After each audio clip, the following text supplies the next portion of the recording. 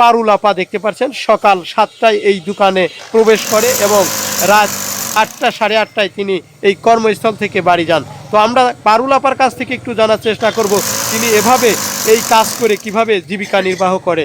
আপা আসসালামু আলাইকুম। ওয়ালাইকুম আসসালাম। আপা দেখেছি দীর্ঘ বছর আপনি খোকসা বাজারে এভাবে কাজ করে থাকেন, তো আসলে আপনার জীবন বৃত্তান্তটা যদি একটু বলতেন। বলবো, আমি অনেকদিন ধরে কাজ করতেছি, আমার ছেলে টেলে নাই, নাতিনটা নিয়ে আমি থাকি আর চলি। আমার মেয়েটাও অসুস্থ, স্বামীটা বছরখানিক হইলেও প্রায় বছর স্বামী মারা গেছে। আমার কোনো বিধবা কার্ডও নাই, কোনো ইয়ের কার্ডও নাই, কিছু বয়স্ক ভাতা বিধবা কার্ড নাই, কিছু নেই, কোনো সুযোগ সুবিধা সরকারের থেকে পান নাই। নাই।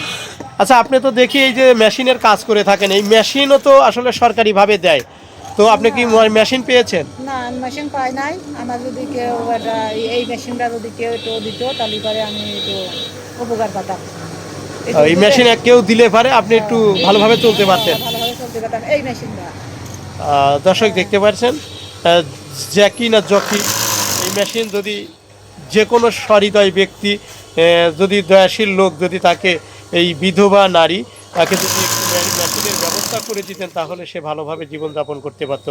তে পারুল আপা, এই মেশিনটা আপনার নিজের না? না, সদর ভাই মেশিন, দোকানদার।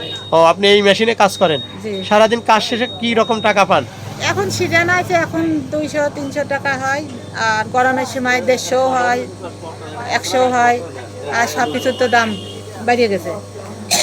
এখন তো আর ওই চলা যায় না, সব কিছুর দাম বেরিয়ে গেছে। এখন সিজনের সময় 200-300 টাকা হচ্ছে, সকালে 7টার থেকে রাত 8টা পর্যন্ত কাজ করেন। কাজ করি। আপনার খানিয়ালা কয়জন সদস্য? সদস্য আমি একাই, আমার নাতিনরা আমার কাছে থাকে, তার লেখাপড়া খরচ, আর কলেজে এবারটা গেছে, আর হইলে সরকারি জায়গায় থাকে। সরকারি জায়গায় থাকেন? সরকারি জায়গায়। কোন জায়গা? এই 2 নম্বর পৌরসভা, 2 নম্বর খোকসা কালীবাড়ি। খোকসা কালীবাড়ি। সরকারি জায়গায় থাকেন? সরকারি জায়গায় থাকে। তাহলে আপনি কি হলে পারে এখন আপনি ভালোভাবে জীবনযাপন করতে পারেন? কি হলে পারে, একটা মেশিন হলে পারে আমার নাতিনটারে একটু কাজ শিক্ষা দিতাম। আচ্ছা, এই ভিডিওটা দেখে যদি কেউ আপনাকে একটা মেশিনের ব্যবস্থা করে দেয় তাহলে আপনি নেবেন? হ্যাঁ, নেব। নেবেন না? এবং আমার নাতিন 3টা, মেয়েটা অসুস্থ, মেয়ের তো ডায়াবেটিস আলা মানুষ, অসুস্থ। ছেলে আমার, মেয়েরও ছেলে নাই, আমারও ছেলে নাই, আমার একটাই মেয়ে, আর একটা মারা গেছে অনেক আগে।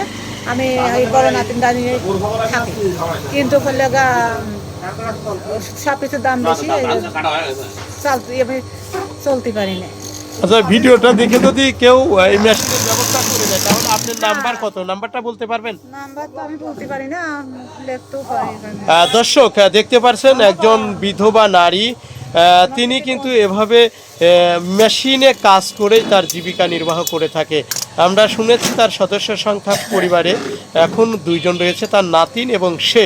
তবে সারাদিন কাজ শেষে 200 থেকে 300 টাকা উপার্জন করে চলতে হিমশিম খাচ্ছেন এমনটা জানিয়েছেন। একদিকে চাউলের বাজার বেশি এবং সবজির বাজারে আটক, এতে বিপাকে পড়েছে এই ধরনের কিছু অসহায় পরিবার এবং দুস্থ অসহায় নারী এবং নিম্ন আয়ের মানুষ।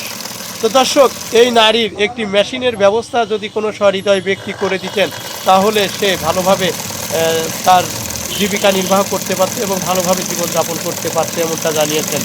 তো আপনার যদি কোনো ভাই এই ব্যক্তি এবং এই নারী, বিধবা নারীকে যদি একটি মেশিনের ব্যবস্থা করে দিতে চান বা আপনার মনে যদি একটু হলেও জাগ্রত হয় তাহলে আপনারা স্ক্রিনে দেওয়া নাম্বারটিতে একটু যোগাযোগ করবেন।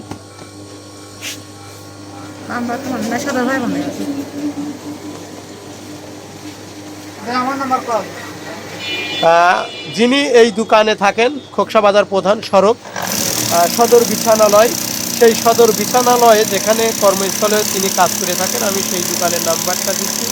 আপনারা এই স্ক্রিনে দেওয়া নাম্বারটিতে অবশ্যই যোগাযোগ করে এই বিধবা নারীকে একটি মেশিন যদি দিতে চান কোনো সহৃদয় ব্যক্তি বা দেশ এবং প্রবাসী ভাইয়েরা, তাহলে সে ভালোভাবে জীবনযাপন করতে পারবে এমনটা জানিয়েছে।